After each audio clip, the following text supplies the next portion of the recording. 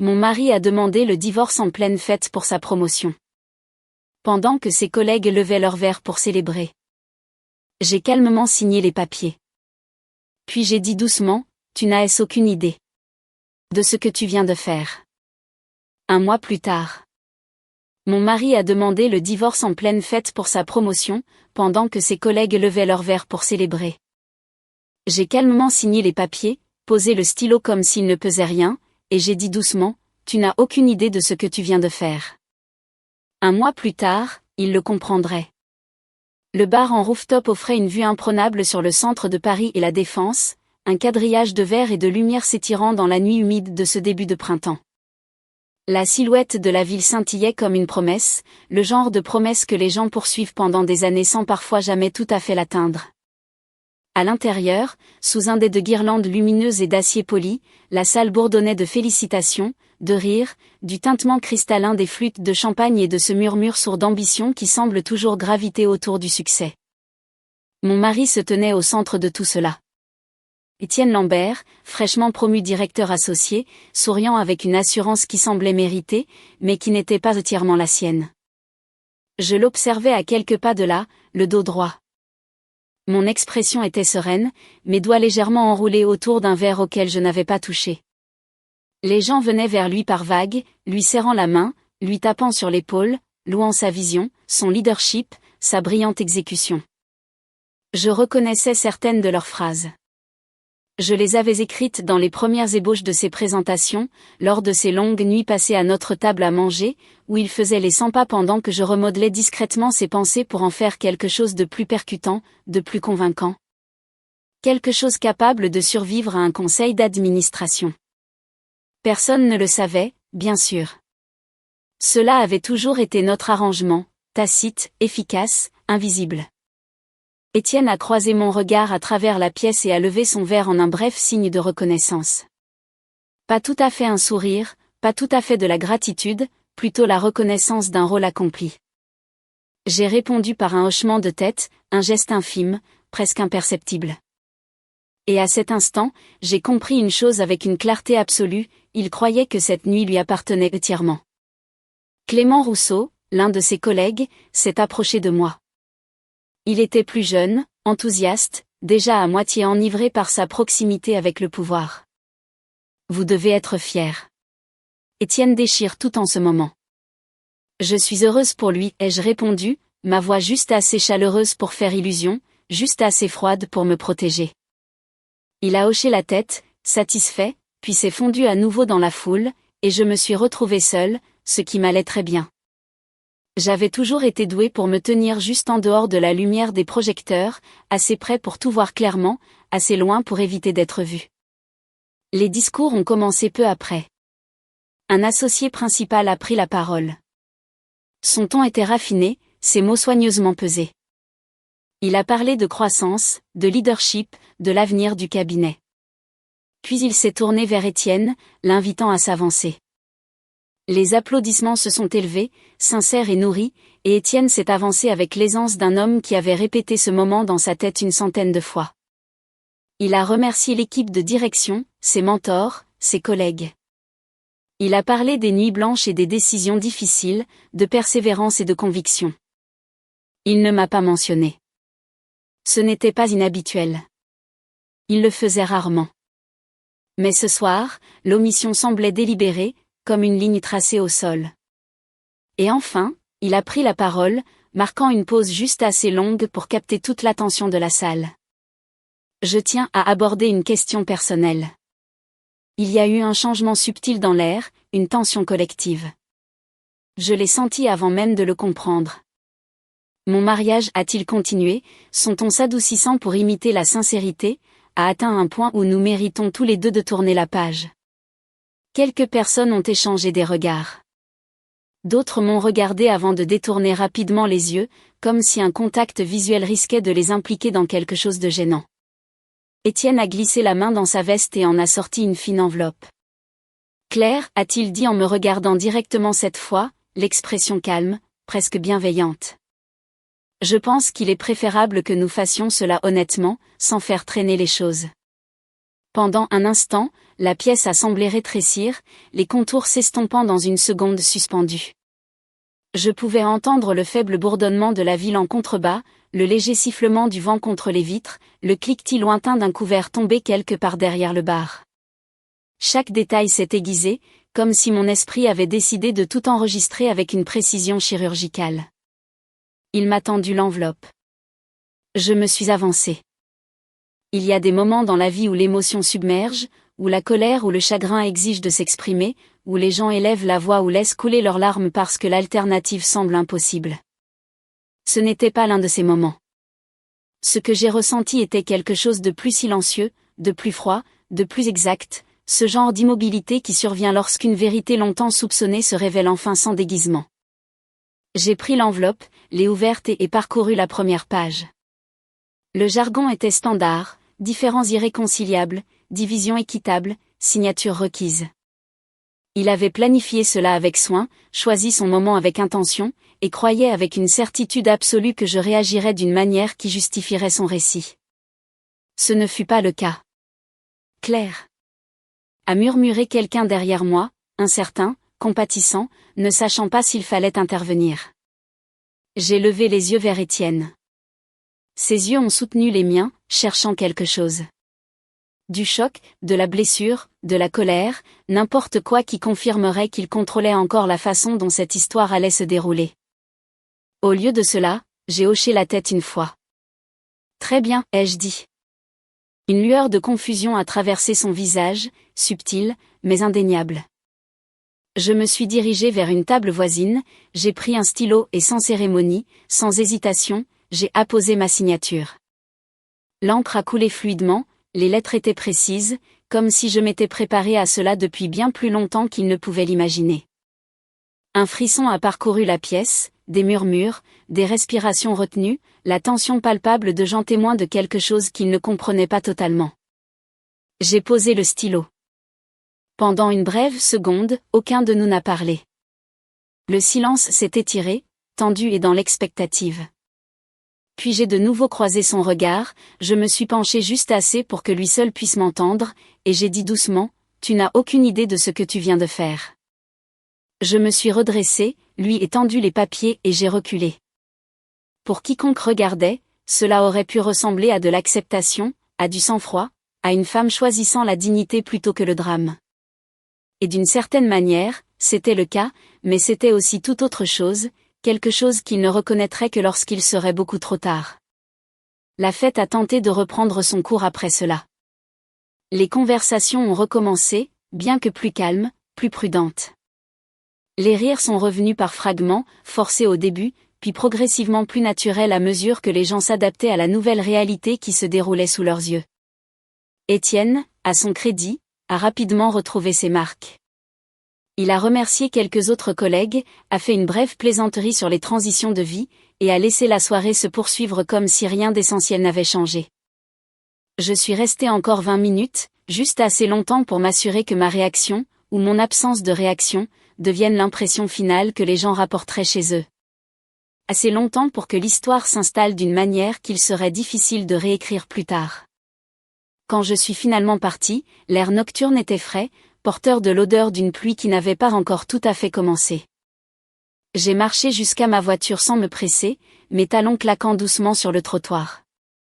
Chaque pas était mesuré, délibéré. À l'intérieur, le bruit de la ville s'est estompé pour devenir un bourdonnement lointain. Je suis restée assise là un instant, les mains posées légèrement sur le volant, et je me suis autorisé une seule inspiration contrôlée. Étienne croyait avoir mis fin à quelque chose qui ne lui servait plus. Ce qu'il ne comprenait pas, ce qu'il ne pouvait pas encore comprendre, c'est qu'il avait aussi tranché la seule structure qui maintenait silencieusement son monde en place. Et les structures, une fois privées de leur fondation, ne s'effondrent pas d'un seul coup. Elles cèdent par étapes. Subtilement d'abord, puis d'un seul coup. J'ai démarré le moteur. 1 mois. C'était tout ce qu'il faudrait. Le premier matin après la fête, l'appartement m'a semblé étranger, comme si les murs s'étaient déplacés d'une fraction de centimètre pendant mon sommeil et essayaient encore de retrouver leur forme. La lumière parisienne filtrait à travers les stores en minces rubans gris, douce mais implacable. Et la ville sonnait de la même manière que d'habitude. Le trafic se mettant en mouvement, une sirène lointaine, un camion de livraison tournant au ralenti trop longtemps. Mais quelque chose de fondamental avait changé dans la façon dont je l'entendais. Le bruit, autrefois une simple toile de fond, était devenu un détail. Le détail, autrefois négligeable, était devenu une information. Étienne était déjà parti. Il y avait un mot sur le comptoir de la cuisine, bref et efficace, écrit de son écriture serrée et penchée en avant. Je vais rester au Lutetia pour quelques jours. Nous laisserons nos avocats se coordonner. Pas d'excuses, pas d'explications, aucune tentative d'arrondir les angles. C'était cohérent avec la version de lui-même qu'il avait choisi de devenir, décisif, délesté de tout fardeau, convaincu que la clarté remplaçait la gentillesse. Je me suis versé un café noir, comme je le préférais, et je me suis tenu près de la fenêtre surplombant la rue. Les gens bougeaient avec un but précis. Des travailleurs, des promeneurs de chiens, une femme jonglant entre son téléphone et une poussette. Et je me suis surprise à les étudier de la même manière que j'étudiais autrefois les données du marché, cherchant des modèles, des signaux révélant plus que ce qu'il n'y paraissait. Pendant des années, j'avais vécu une vie parallèle à celle d'Étienne, une vie qui s'écoulait sous la surface de sa carrière, comme un courant, constant, invisible, façonnant les résultats sans attirer l'attention. Cela avait commencé innocemment, comme c'est souvent le cas. Il rentrait à la maison frustré, une présentation à moitié achevée, une stratégie qui ne portait pas ses fruits, et je l'écoutais, posais quelques questions, proposais une suggestion. Il l'essayait le lendemain, voyait que cela fonctionnait, et revenait avec un nouveau problème. Au fil du temps, les suggestions sont devenues des cadres de travail. Les cadres sont devenus des ébauches, et les ébauches sont devenues le travail fini qu'il présentait comme le sien. Je n'ai jamais exigé qu'on m'en attribue le mérite. Au début, cela ressemblait à un partenariat. Plus tard, cela ressemblait à de l'efficacité. Au moment où c'est devenu complètement autre chose, nous avions déjà mis en place un système qu'aucun de nous ne remettait en question à voix haute. J'ai posé ma tasse et je me suis dirigé vers la table de la salle à manger où une pile de vieux carnets reposait, bien ordonnés. J'ai ouvert celui du dessus, feuilletant les pages remplies de diagrammes, de puces et de notes dans les marges. Mon écriture, mon langage, ma structure. Il y avait des plans pour des présentations clients, des analyses de positionnement concurrentiel, des plans d'urgence pour des scénarios qui ne lui avaient même pas effleuré l'esprit avant que je ne les élabore. Une page en particulier a attiré mon attention. En haut, en gras, j'avais écrit « Projet Orion, facteur de risque et atténuation ». Orion était le projet, son projet, celui dont tout le monde parlait au cabinet depuis des semaines. Un important accord de restructuration d'entreprise, complexe. Des enjeux considérables, le genre de mission qui pouvait définir une carrière. On la lui avait confiée parce qu'il était prêt, parce qu'il avait fait ses preuves, parce que le narratif autour de lui avait été soigneusement cultivé au fil du temps. Je me souvenais de la nuit où nous en avions discuté pour la première fois. Il était excité, presque puéril, faisant les 100 pas dans le salon pendant qu'il décrivait l'ampleur du projet, le potentiel de hausse, la visibilité que cela apporterait. Il y a quelques zones d'ombre, avait-il admis alors, presque après coup. Rien d'illégal, juste des hypothèses agressives. Les chiffres peuvent être justifiés, mais ils doivent être présentés de la bonne manière. Je lui avais demandé de tout me montrer. Il l'avait fait. Ce que j'avais vu n'était pas criminel, pas de manière évidente. C'était plus subtil que ça, ce qui le rendait plus dangereux. Des projections de revenus fondées sur des calendriers optimistes, des réductions de coûts qui dépendaient de variables hors de leur contrôle, un langage contractuel sujet à interprétation. Juste assez de flexibilité pour rendre l'accord attrayant. Juste assez d'ambiguïté pour créer un risque si l'on y regardait de trop près. Tu peux faire fonctionner ça, lui avais-je dit ce soir-là, mais seulement si tu renforces les hypothèses et que tu intègres des garde-fous. Sinon, ça ne tiendra que tant que personne ne posera les mauvaises questions. Il avait hoché la tête, reconnaissant, attentif, et puis, au cours des semaines suivantes, à mesure que sa confiance grandissait et que les éloges commençaient à pleuvoir, il avait cessé de ramener les détails à la maison. Il avait cessé de demander mon avis. Il avait commencé à croire au narratif qui avait été construit autour de lui, qu'il en était l'architecte, et non le bénéficiaire. J'ai refermé le carnet et me suis adossé à ma chaise. Ce qu'Étienne n'avait jamais compris, c'est que ma contribution n'avait jamais consisté en des idées individuelles. Il s'agissait de structure, de voir comment les pièces s'emboîtaient, où elles étaient faibles, où elles pouvaient céder sous la pression. Je ne me contentais pas de construire des solutions. Je construisais de la stabilité. Et la stabilité, une fois retirée, n'annonce pas immédiatement son absence. Elle se révèle lorsque quelque chose tourne mal. Mon téléphone a vibré sur la table, me ramenant au présent. Un message d'un numéro inconnu. Claire. C'est David Renard de chez Helios Stratégie. Nous nous sommes brièvement croisés au sommet de la Défense l'année dernière. J'ai été désolé d'apprendre votre situation. Si vous êtes ouverte à une discussion, j'apprécierais d'avoir l'occasion d'échanger avec vous. Je me souvenais de lui, une présence mesurée dans une pièce bondée, quelqu'un qui écoutait plus qu'il ne parlait, dont les questions traversaient les analyses superficielles pour atterrir quelque part de plus profond. Helios était l'un des rares cabinets capables de rivaliser directement avec l'entreprise d'Étienne, connue pour sa précision, sa discipline et son refus de faire des promesses en l'air. J'ai réfléchi au message pendant un instant, puis j'ai tapé une réponse. Je m'en souviens. Un café m'irait très bien. Nous nous sommes rencontrés 2 jours plus tard dans un café calme du Marais, le genre d'endroit où les conversations s'éternisent et où personne ne vous pousse vers la sortie. David était exactement tel que dans mes souvenirs, calme, observateur, son attention constante sans être intrusive. Je ne vais pas prétendre que cette rencontre est purement amicale, a-t-il dit après que nous ayons échangé les politesses d'usage. Orion est sur notre radar. Nous envisageons une proposition concurrente. Je m'en doutais, ai-je répondu. Il m'a étudié pendant un moment, pesant quelque chose de non dit. Vous étiez impliqué, a-t-il dit, plus comme une affirmation qu'une question. J'étais en coulisses, ai-je répondu, choisissant mes mots avec soin. Assez proche pour comprendre la structure et les risques. J'ai soutenu son regard. Significatif, ai-je ajouté, pas catastrophique, à moins qu'il ne soit ignoré. Il a hoché la tête lentement, comme si cela confirmait quelque chose qu'il soupçonnait déjà. Je ne vous demande rien d'inapproprié, a-t-il ajouté, son ton délibéré, mais si vous acceptiez de nous conseiller, même de manière informelle, votre point de vue serait inestimable. L'opportunité était là, présentée sans pression, sans urgence, mais avec une intention claire. Je ne suis pas intéressé par l'idée de saboter qui que ce soit, ai-je dit. Je ne pensais pas que vous l'étiez, a-t-il répondu. Mais il y a une différence entre saboter et refuser de soutenir quelque chose que l'on sait instable. La nuance avait son importance. J'ai pensé à Étienne, à la façon dont il s'était tenu sous ses lumières, confiant dans une structure qu'il ne comprenait plus.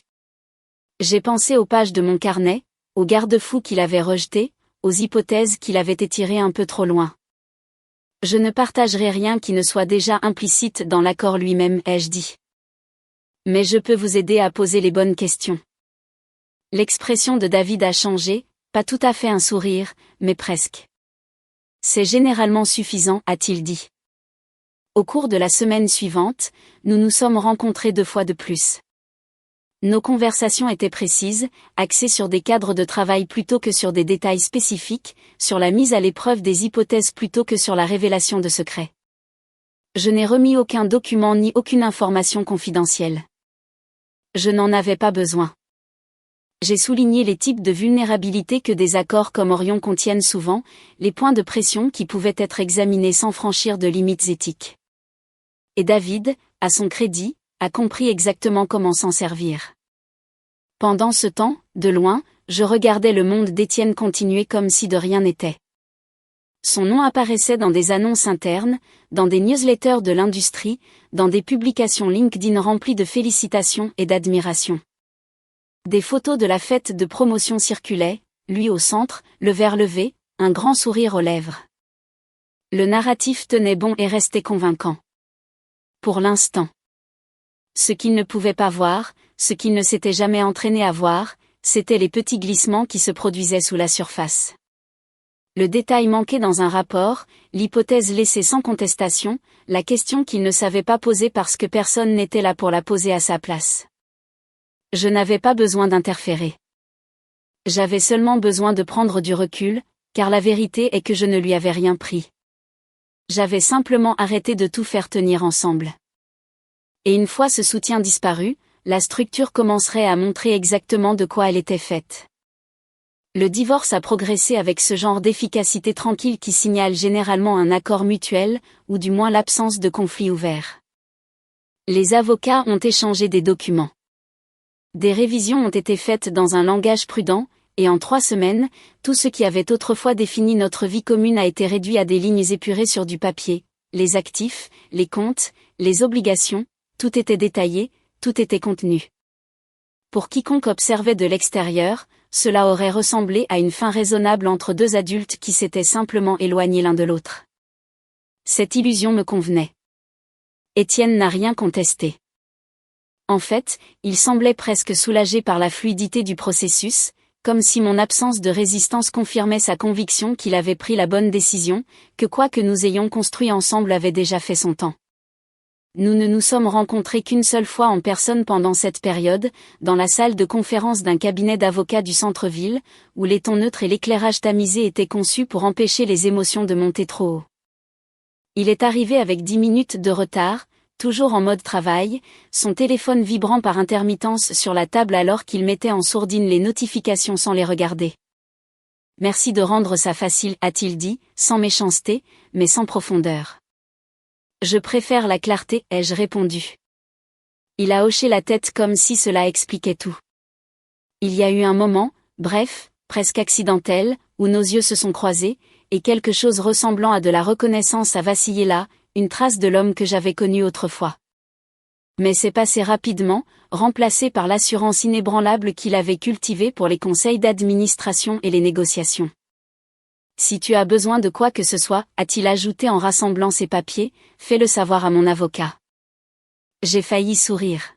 « Je n'en aurai pas besoin, ai-je dit. » Nous avons signé les documents finaux en silence. L'acte en lui-même était banal, dépourvu de cérémonie. Quand ce fut fait, il s'est levé, a hésité une demi-seconde comme s'il se demandait si une remarque de conclusion était attendue, puis il est simplement parti. C'était la dernière fois que je le voyais en tant que mon mari. Après cela, j'ai commencé le processus de retrait, non seulement de sa vie, mais des systèmes invisibles qu'il avait soutenus. Ce ne fut pas dramatique. Il n'y a eu aucune confrontation, aucune déclaration. Au lieu de cela, ce fut une série de petits retraits délibérés, des fils tirés un à un d'un tissu qui avait longtemps paru sans couture. J'ai cessé de répondre aux SMS de fin de soirée qui n'avaient rien à voir avec le divorce, mais tout à voir avec l'habitude, des questions sur une formulation, sur un ton, sur le fait qu'une chose semblait pertinente ou non. Au début, ils arrivaient de manière désinvolte, presque inconsciemment, comme s'ils s'attendaient à ce que l'ancienne dynamique se poursuive par défaut. Une idée rapide sur cette diapositive. Est-ce que ça a l'air trop agressif? Peux-tu jeter un œil à ce dossier? Je ne l'ai pas fait. Non pas parce que j'étais en colère ou que j'essayais de le punir, mais parce que la limite avait été fixée et que j'avais l'intention de la respecter pleinement, sans exception. Les messages ont ralenti, puis se sont arrêtés. Dans le même temps, j'ai redirigé ma propre attention vers l'extérieur. David m'a présenté à 2 associés principaux chez Helios Stratégie, qui ont tous 2 abordé nos conversations avec le même professionnalisme mesuré dont il avait fait preuve, curieux mais prudent, conscient de la frontière entre la clairvoyance et l'irrégularité. J'ai précisé d'emblée que je ne franchirais pas cette ligne. Ce que j'offrais, c'était une perspective, pas des informations, et une structure, pas des secrets. Il s'est avéré que c'était exactement ce dont ils avaient besoin. Nous nous sommes réunis dans des salles de conférences qui surplombaient différents quartiers de la ville, la Défense, l'Opéra, des endroits où le verre et l'acier reflétaient la même énergie agitée qui avait propulsé l'ascension d'Étienne. Nos discussions étaient concentrées, presque chirurgicales dans leur précision. Nous avons examiné l'accord Orion de l'extérieur, identifiant où les hypothèses pouvaient être étirées, où les calendriers pouvaient se compresser de manière irréaliste, où des variables externes pouvaient introduire de l'instabilité. Expliquez-moi comment vous mettriez cela à l'épreuve, a demandé l'un des associés lors de notre deuxième séance, en faisant glisser un modèle résumé à travers la table. Je l'ai étudié un instant, traçant le flux des chiffres, les dépendances cachées à l'intérieur. On ne remet pas en question les projections principales en premier, ai-je dit. On commence par les couches de soutien, les ajustements opérationnels, les réductions de coûts. Si ceux-ci ne tiennent pas, la ligne supérieure s'effondre d'elle-même. Et s'ils se défendent? Ils le feront, ai-je répondu. Mais si vos questions sont suffisamment précises, ils ne pourront pas les balayer sans exposer les failles. Il y a eu un silence paisible, le genre qui signale un alignement. Pouvez-vous nous cartographier ça, a-t-il demandé. J'ai hoché la tête. À la fin de la semaine, j'avais un cadre de travail. Pas un plan d'attaque, mais une méthode d'examen, une façon d'appliquer une pression sans dépasser les limites. C'était, à bien des égards, le même travail que j'avais toujours fait. Seulement maintenant, il existait au grand jour, reconnu, valorisé pour ce qu'il était plutôt qu'absorbé dans le narratif de quelqu'un d'autre. Pendant ce temps, le monde d'Étienne continuait d'avancer en surface. Grâce aux mises à jour de l'industrie et aux mentions occasionnelles de connaissances communes, j'ai appris qu'Orion progressait vers sa phase finale. Les examens internes s'étaient bien passés. La direction restait confiante, et le client se préparait pour une annonce officielle. Son nom était attaché à chaque étape, à chaque succès, à chaque avancée. Mais en dessous, de subtils glissements commençaient à émerger. Une collègue avec qui je gardais encore contact a mentionné en passant qu'Étienne avait été un peu à côté de la plaque lors de réunions récentes, manquant de petits détails, balayant des questions qui auraient mérité une réflexion plus approfondie. Il est probablement juste surmené, a-t-elle ajouté, prompte à adoucir l'observation. Gros projet, beaucoup de choses à gérer. Bien sûr, ai-je dit. Une autre fois, j'ai surpris 2 analystes lors d'un événement de réseautage discutant d'Orion en termes généraux. Le modèle est agressif, a dit l'un d'eux. Pas faux, juste tendu. Ouais, a répondu l'autre. On dirait qu'il a besoin d'une couche de validation supplémentaire. Ils ne savaient pas que j'y étais lié. Pour eux, ce n'était qu'un autre accord qui valait la peine d'être décortiqué. Mais leurs instincts étaient justes, même s'ils ne pouvaient pas totalement expliquer pourquoi. Ce qu'ils ressentaient, c'étaient les limites, les endroits où la structure aurait dû être renforcée, où les hypothèses auraient dû être testées plus rigoureusement. Les endroits où j'aurais posé des questions si j'avais encore été là pour les poser. Je n'ai pas eu besoin d'intervenir. Je n'en ai pas eu besoin. L'absence de ces questions était en soi une sorte de pression. Au fil des semaines, l'intérêt d'Hélios pour Orion s'est transformé en action. Leur proposition concurrente a commencé à prendre forme, nourrie non pas par des informations privilégiées, mais par une analyse disciplinée, en posant le genre de questions qui forcent la clarté. Qui révèle où la confiance est soutenue par la substance et où elle n'est maintenue que par l'élan seul. David me tenait au courant, pas des détails spécifiques, mais de la trajectoire. Nous nous positionnons comme l'alternative plus sûre, a-t-il dit lors de l'une de nos dernières rencontres. Moins agressif, plus ancré. Ce ne sera pas aussi tape à accent grave-l'œil, mais ça résistera à l'examen. C'est exactement ce qu'exige cette situation, ai-je répondu. Il m'a étudié pendant un instant. Vous êtes très calme face à tout ça, a-t-il dit. J'ai réfléchi à l'observation. Le calme n'est pas l'absence de sentiment, ai-je dit. C'est le résultat de la compréhension de ce qui compte vraiment. Et qu'est-ce qui compte, ici? Que le résultat reflète la réalité, ai-je répondu, pas la perception. Il a hoché la tête, acceptant cela sans insister davantage. À la fin de la 4e semaine, tout était en place. Étienne se préparait pour la présentation officielle qui finaliserait Orion, un événement qui rassemblerait la haute direction, les principales parties prenantes et les partenaires externes. C'était l'aboutissement de mois de travail, le moment où tout serait affirmé, validé, sécurisé. Hélios serait là aussi. Pas en tant que spectateur, mais en tant que concurrent. La veille de la présentation, je me suis tenu une fois de plus près de la fenêtre de mon appartement, regardant la même ville qui avait été témoin du début de ce dénouement. Les lumières étaient stables, les rues vivantes, le rythme inchangé. Mais la structure sous le succès d'un homme avait bougé, silencieusement, précisément, d'une manière qu'il ne comprenait toujours pas tout à fait. Je ne l'avais pas saboté. Je n'avais rien enlevé.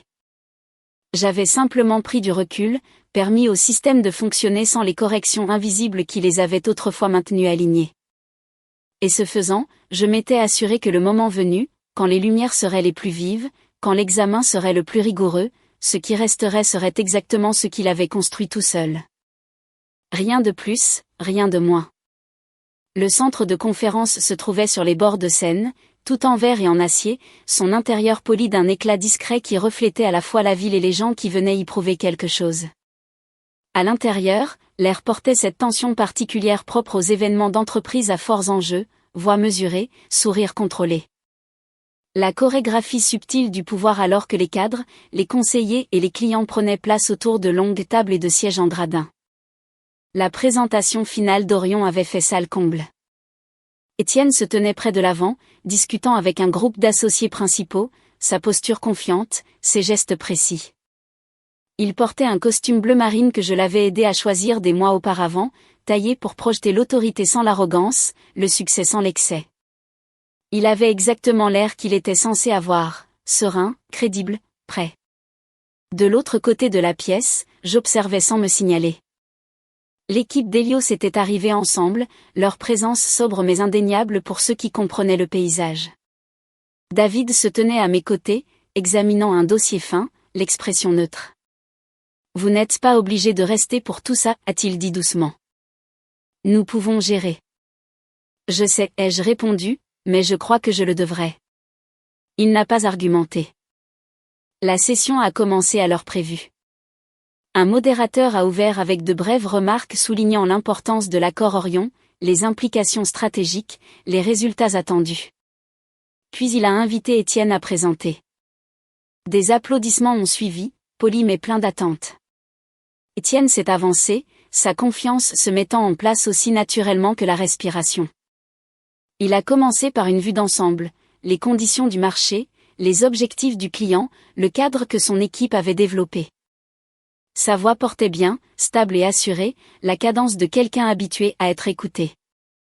Pendant les 20 premières minutes, tout s'est déroulé exactement comme il l'avait prévu. Les diapositives avançaient de manière fluide. Graphiques, projections, narratifs soigneusement structurés qui menaient vers une conclusion claire et convaincante. Les chiffres s'alignaient, l'histoire tenait la route, et la salle répondait par un silence attentif, ponctué de hochements de tête occasionnels de la part de ceux enclins à être d'accord. Si vous ne saviez pas où regarder, vous n'auriez vu que du succès. Puis les questions ont commencé. Cela a débuté par un détail, une clarification de la part de l'un des conseillers externes concernant les calendriers opérationnels. Étienne a répondu facilement, faisant référence aux hypothèses intégrées dans le modèle, aux imprévus pris en compte.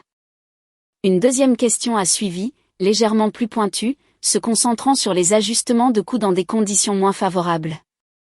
Il y a répondu également, bien que sa réponse porte une fraction de poids en plus, comme s'il s'appuyait sur la structure plutôt que de bouger avec elle. À côté de moi, David restait immobile, son attention fixée sur l'échange. Une troisième question est venue de l'autre bout de la pièce, posée par un analyste principal d'Hélios, quelqu'un que j'avais croisé lors de nos réunions, bien qu'il n'ait montré aucun signe de me reconnaître. Maintenant, pouvez-vous nous expliquer comment ces réductions de coûts se maintiennent si le calendrier d'intégration s'étend de ne serait-ce que 10%, a-t-il demandé. C'était une question précise. Étienne a fait une brève pause. Le modèle tient compte de la variabilité, a-t-il répondu, le ton mesuré. Une extension de 10% serait absorbée par les marges existantes. Pourriez-vous préciser où se produit cette absorption, a insisté l'analyste. Un léger glissement. Étienne a fait avancer la diapositive, affichant une ventilation qui, en surface, soutenait son affirmation. Il a parlé en s'appuyant dessus, pointant les postes budgétaires, expliquant l'interaction entre les économies projetées et les efficacités opérationnelles. C'était convaincant, mais pas complet. L'analyste a hoché la tête, comme satisfait, et s'est adossé. Une autre voix est entrée dans la conversation, cette fois celle d'une représentante du client. Et si ces efficacités ne se concrétisent pas dans les délais prévus, a-t-il demandé, quel est l'ajustement secondaire? La mâchoire d'Étienne s'est crispée, de manière presque imperceptible. Nous avons intégré des garde-fous, a-t-il dit. La structure est conçue pour s'adapter. Comment, a-t-elle demandé, son ton toujours calme mais plus ferme désormais. Un silence s'est installé, pas long, pas dramatique, mais perceptible. Du fond de la salle, un autre membre de l'équipe d'Hélios a pris la parole, s'appuyant sur cette brèche. Il semble qu'une grande partie de la stabilité ici dépende du maintien exact des hypothèses telles qu'elles sont projetées, a-t-il dit, ce qui est très bien, mais d'après notre expérience, la variabilité a tendance à s'accumuler. Je serais intéressé de comprendre comment vous atténuez cela au-delà des projections initiales. Les questions n'étaient pas des accusations. C'étaient des examens, et chacun appliquait une petite quantité de pression bien précise. Étienne a répondu, ajustant son langage, renforçant ses points, mais quelque chose avait changé dans le rythme de sa présentation. L'aisance avait disparu, remplacée par un effort contrôlé pour maintenir le narratif qu'il avait construit. Je l'ai observé attentivement. C'était le moment que j'avais anticipé. Non pas un effondrement au sens dramatique du terme, mais une exposition progressive de la structure sous la surface. Sans la couche supplémentaire d'examen minutieux que je fournissais autrefois, le modèle a tenu, jusqu'à ce qu'on lui demande de faire plus que ce pourquoi il avait été conçu. Le modérateur a jeté un œil à l'horloge, puis à nouveau à la salle. Peut-être devrions-nous entendre Hélios, a-t-il dit. Je crois comprendre que vous avez préparé une perspective alternative. David s'est avancé. Notre approche est légèrement différente, a-t-il commencé, la voix calme, sans précipitation. Nous nous sommes concentrés sur la construction d'une structure qui tient sous une plus large gamme de conditions, même si cela implique des projections initiales plus conservatrices. Il a parcouru leur présentation avec une précision tranquille, décrivant un modèle qui répondait aux mêmes objectifs qu'Orion, mais avec des hypothèses renforcées, des plans d'urgence plus clairs et une reconnaissance explicite de la variabilité potentielle. Il n'y avait rien de clinquant, mais c'était solide. Là où la proposition d'Étienne exigeait un alignement parfait pour réussir, celle d'Hélios permettait des déviations sans effondrement. Pendant que David parlait, je pouvais sentir la salle se recalibrer. L'attention se déplaçait, l'intérêt s'approfondissait, signifiant le mouvement subtil mais indéniable de la confiance, passant d'une structure à une autre. Quand il a eu fini, il n'y a pas eu d'applaudissements immédiats, juste un silence, le genre de silence qui suit lorsque les gens réévaluent quelque chose qu'ils pensaient comprendre. Les représentants du client ont échangé des regards, puis ont recommencé à poser des questions, cette fois dirigées vers Hélios.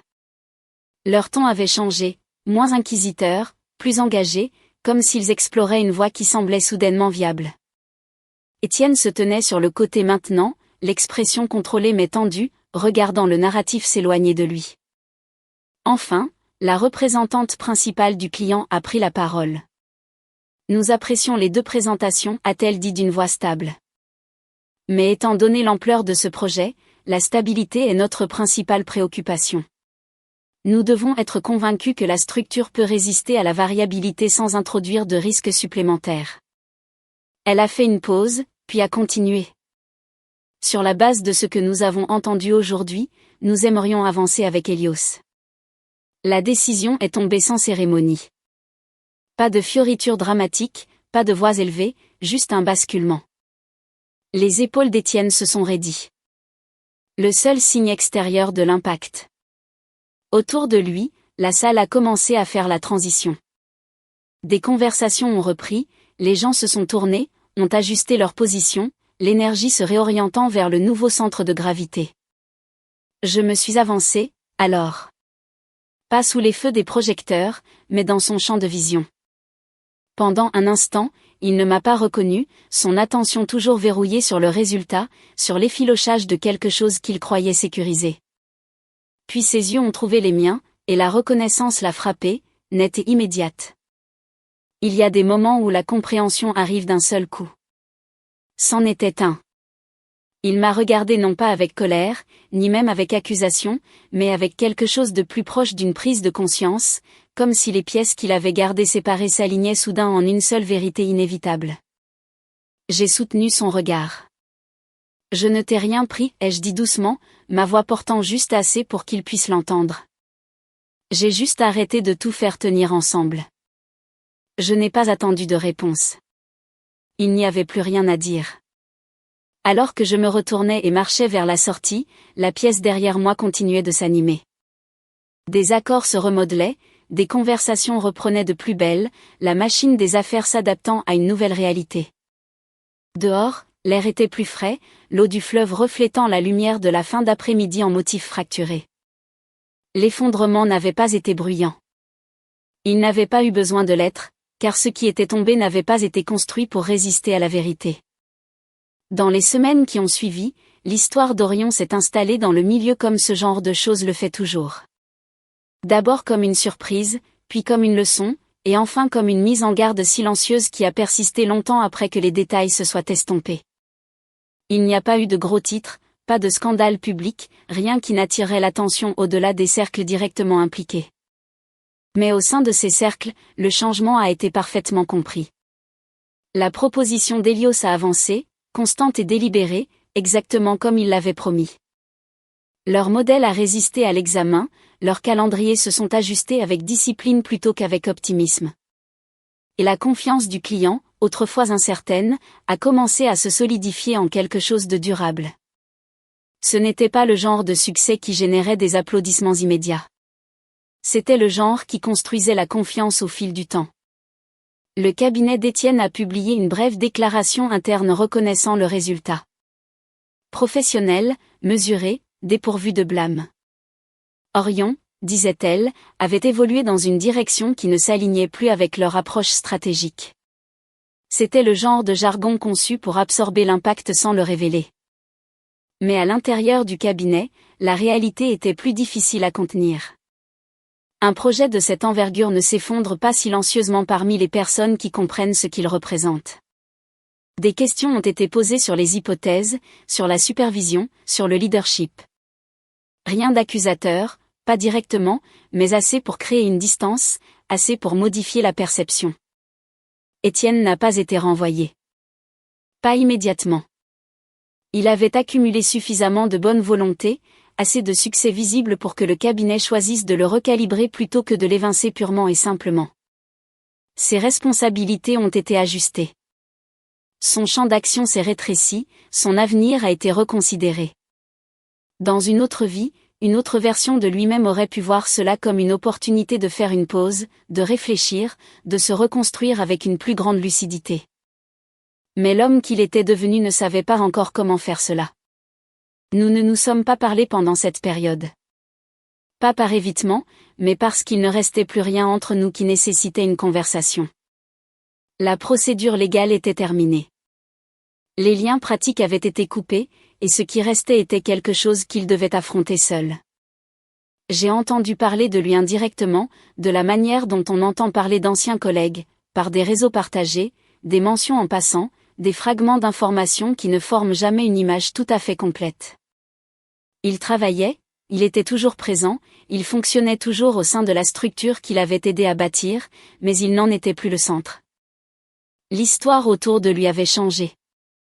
Pas de manière spectaculaire, pas d'un seul coup, mais suffisamment. Quant à moi, ma vie a trouvé un rythme qui me semblait à la fois nouveau et profondément familier. Hélios m'a offert un poste officiel, en conseil stratégique avec une spécialisation sur l'analyse des risques et l'intégrité structurelle. C'était, à bien des égards, le travail que j'avais toujours fait. Seulement maintenant, il existait au grand jour, reconnu, valorisé sans réserve. J'ai accepté. La transition s'est faite en douceur. Non pas parce qu'elle a été facile, mais parce qu'elle s'alignait avec quelque chose que j'avais compris depuis longtemps à propos de moi-même. La visibilité pour elle-même ne m'intéressait pas. Je n'avais pas besoin de me tenir sur le devant de la scène pour sentir que mon travail comptait. Ce dont j'avais besoin, et ce que j'avais enfin, c'était la clarté, la propriété. La reconnaissance simple et sans ambiguïté que ce que j'apportais m'appartenait. Le premier projet que j'ai dirigé chez Hélios n'était pas Orion, mais quelque chose de plus modeste, de plus contenu. Une entreprise face à une restructuration, un ensemble de variables qui exigeait un équilibre minutieux. Je l'ai abordé de la même manière que je l'avais toujours fait, en examinant la structure, en identifiant les points de tension, en intégrant les garde-fous qui permettaient l'incertitude sans l'effondrement. Cela a fonctionné. Pas parfaitement, rien ne l'est jamais, mais honnêtement, ce qui compte bien plus. Un soir, quelques mois plus tard, je me suis retrouvé à nouveau dans un bar en rooftop, pas très différent de celui où tout avait basculé. La vue était différente. Celui-ci surplombait un quartier plus calme de la ville, mais l'atmosphère portait le même mélange d'ambition et de célébration, le même sentiment de personnes se tenant au bord de quelque chose qu'elles espéraient durable. J'étais là avec des collègues cette fois, non pas en tant qu'observatrice, mais comme partie intégrante de la conversation. David se tenait à côté de moi, levant son verre dans un toast discret.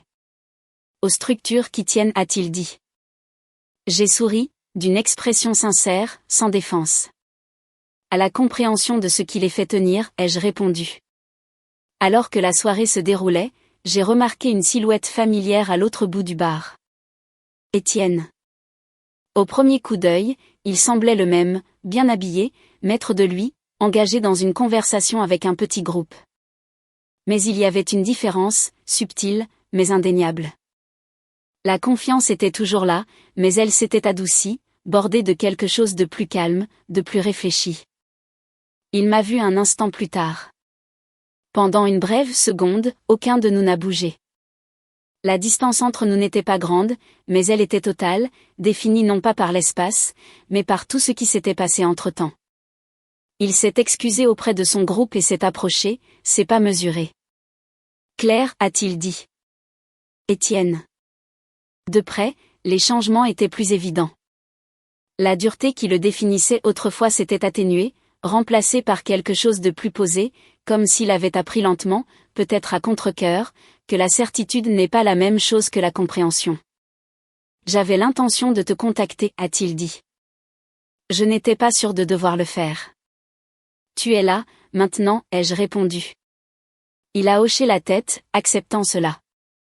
Il y a eu une pause, pas inconfortable, mais chargée des choses que ni l'un ni l'autre n'avions besoin de dire. Je comprends ce qui s'est passé, a-t-il fini par dire, la voix ferme. Pas tout peut-être, mais assez. Je l'ai observé un moment. Et, ai-je demandé. Un sourire léger, presque teinté de conscience de soi, a effleuré ses lèvres. Et j'aurais dû le comprendre plus tôt, a-t-il dit. Je pensais que je construisais quelque chose tout seul. Ce n'était pas le cas. Ce n'étaient pas des excuses, pas au sens conventionnel, mais c'était honnête. C'est une chose difficile à admettre, ai-je dit. Ouais, a-t-il convenu. Ça l'est. Une autre pause.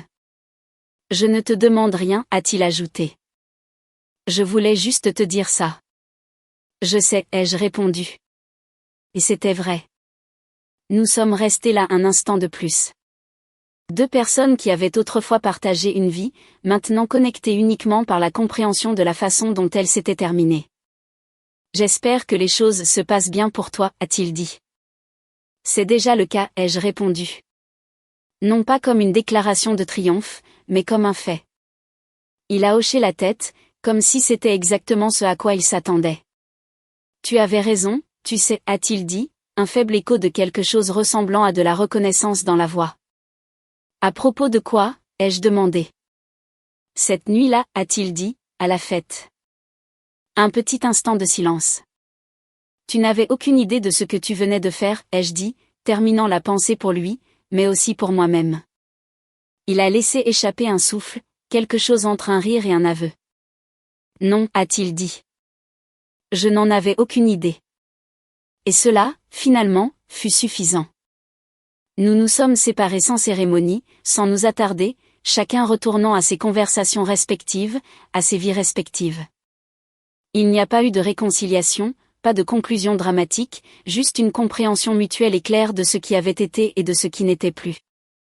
Plus tard cette nuit-là, alors que je me tenais seul un instant à regarder la ville, j'ai repensé à la facilité avec laquelle le succès peut être confondu avec l'autosuffisance. À la fréquence à laquelle les gens oublient les systèmes silencieux qui les soutiennent, jusqu'à ce que ces systèmes disparaissent. La vengeance, ai-je réalisé, consiste rarement à prendre quelque chose à quelqu'un. Le plus souvent, elle consiste à les laisser affronter tout le poids de ce qu'ils ont choisi, sans interférence, sans protection. Ce qu'Étienne a perdu n'était pas quelque chose que je lui avais pris. C'était quelque chose dont il avait cessé de reconnaître la valeur. Et une fois cette reconnaissance disparue, la perte devient inévitable. J'ai terminé mon verre, je l'ai posé, et je me suis retourné vers la salle, vers la vie que je m'étais construite. Non pas dans l'ombre du succès de quelqu'un d'autre, mais dans la lumière éclatante du mien.